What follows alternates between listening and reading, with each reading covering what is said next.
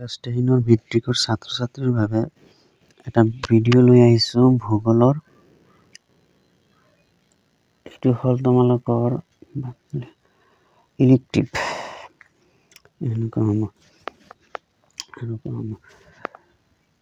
স্থলাকৃতি বুলিলে কি বুজা? উত্তৰটো চোৱা। পৃথিৱীৰ উপৰিভাগৰ বিভিন্ন আকাৰ আকৃতি অৱয়ৱেৰে বৈচিত্ৰ্যপূৰ্ণ ভূপৃষ্ঠৰ অৱয়ৱবোৰক স্থলাকৃতি বুলি ক'ব পাৰি। স্থলাকৃতিৰ কেইটামান উদাহৰণ হ'ল পৰ্বত, পাহাৰ, মালভূমি, সমতল উপত্যকা, নদী, বালিৰ পাহাৰ, হিমবাহ, মহাসাগৰ ইত্যাদি।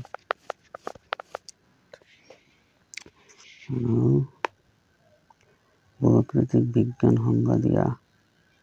ভূগোলৰ যিটো শাখাত স্থলাকৃতিবোৰ উৎপত্তি পৰি লোৱা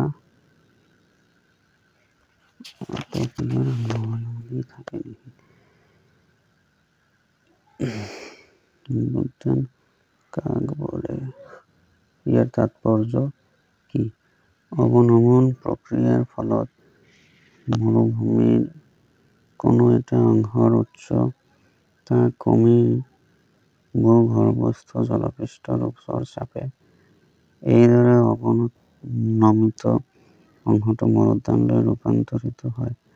মৰুদ্যান হৈছে মৰুভূমিত থকা পানী আৰু খেতিৰ উপযোগী অংশ।